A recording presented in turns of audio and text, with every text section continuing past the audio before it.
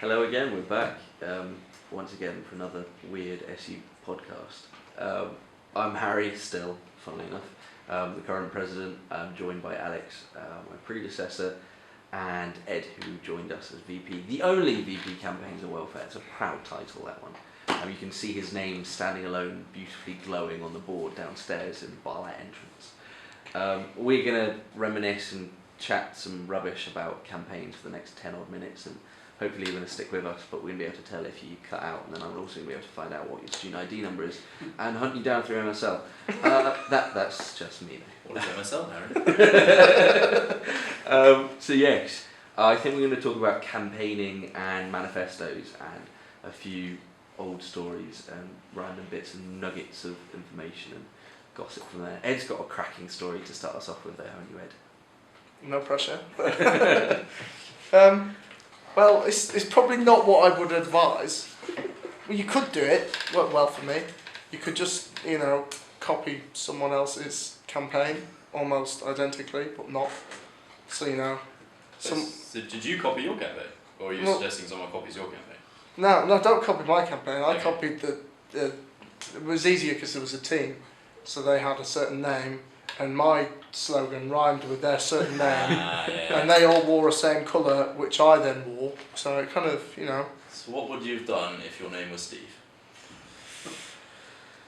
Remember the I would have been in a lot of trouble.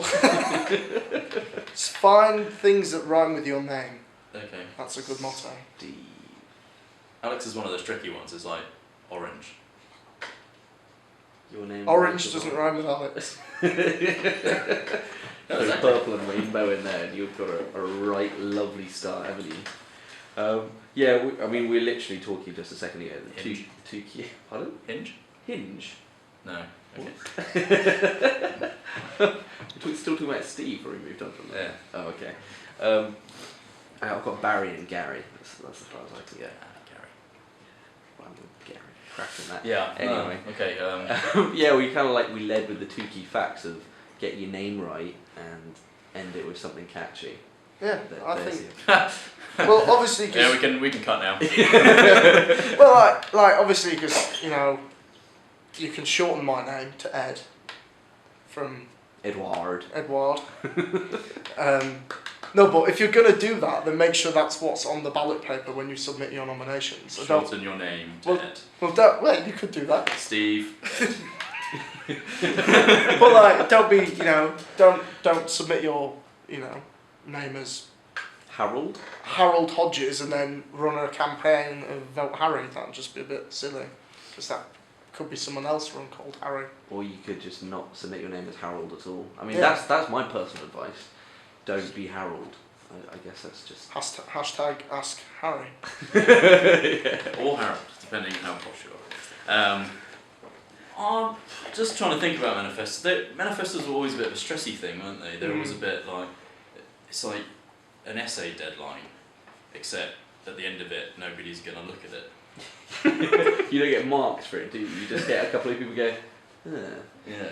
So, my top tip would be, this is Alex's Top Tips podcast, welcome. I Glory need a little hogger. jingle, but yeah, I'll work that out later. Keep it simple.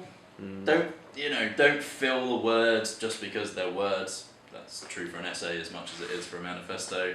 Alex's educational advice session as well, by the looks of it. Yeah, well, why not? But yeah, simple in terms of what it says, but simple in language. Careful not to offend anybody. Careful with your gender pronouns. Google it if you don't even know what I just said. Don't put that in your manifesto. Google it.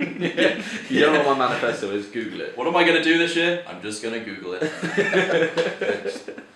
I probably did at times. Certainly. Those first couple of weeks we sat there going, Yeah, how it's to the be a good acronyms officer. that you have to Google. cracking them. Oh, yeah. Yeah.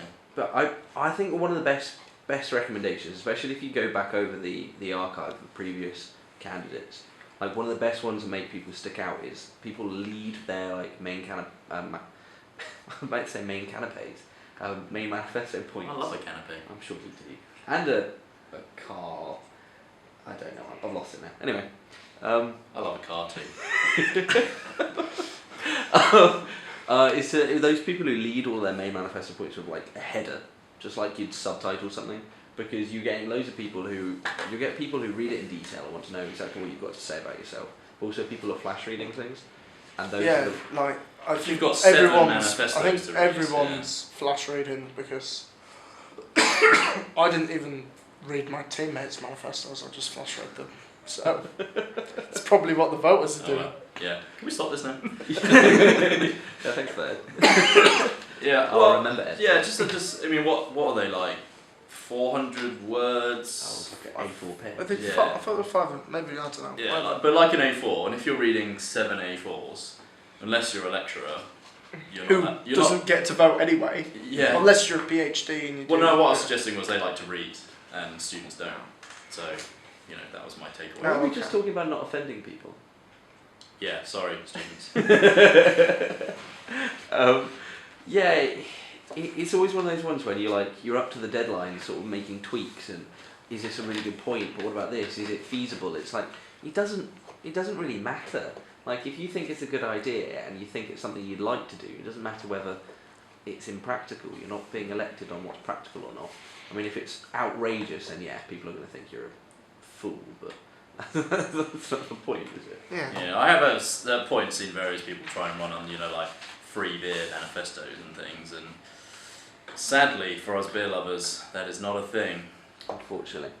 I mean, there was one person who guaranteed that they were going to make £1 million profit for the students' union 1 year. Oh, that was a classic. That was That was yeah, brilliant. that was a good one. That's yeah. another very good reason for coming to Hustings, is that some people say some silly things. Yeah, that's a different podcast. Oh, Yeah, we should if we got another one! commentary on the hustings as a podcast.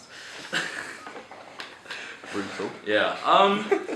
So I guess thinking about deadlines and thinking about things, running out of time, we did get pretty tired. Oh, exhausted. Yeah. Pretty tired is like the biggest understatement you've ever said. Ever. Up at 7, bed at 1. Up at 7. well, if you're lucky, 7. Yeah. Unless you have to carry, some balloons on a bus at 8, which you then have to blow the balloons up beforehand, so you're up at, Yeah, that's Slice your quarter fingers past up. 6 or something like that. chestnut. Yeah. Mm. Yeah. Yeah, thanks Fun for that with one, guys. Yeah, I mean, watching a man try and handle 100 balloons, On the intercampus bus. is quite hilarious. Yeah, if it's anything. amusing. Yeah.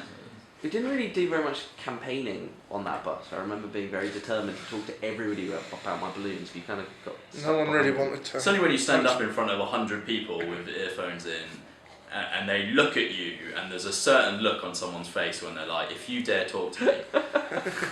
It's like the tube just compact into an intercampus bus, just the same attitude of, go away, I'm going to a lecture.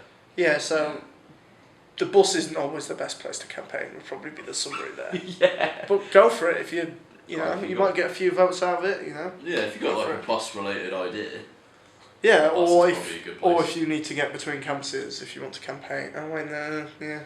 No, because you've changed the Well, we campaigning can thing. conclude with, we didn't do it very well, but it could work. You could Yeah, do it there's better. lessons. Yeah. Well, because I think that tired thing is actually one of those things. You get on the bus, you're like, oh, I'm going to go speak to people, and then you sit there for 5 minutes and then, or I could have a 15-minute nap.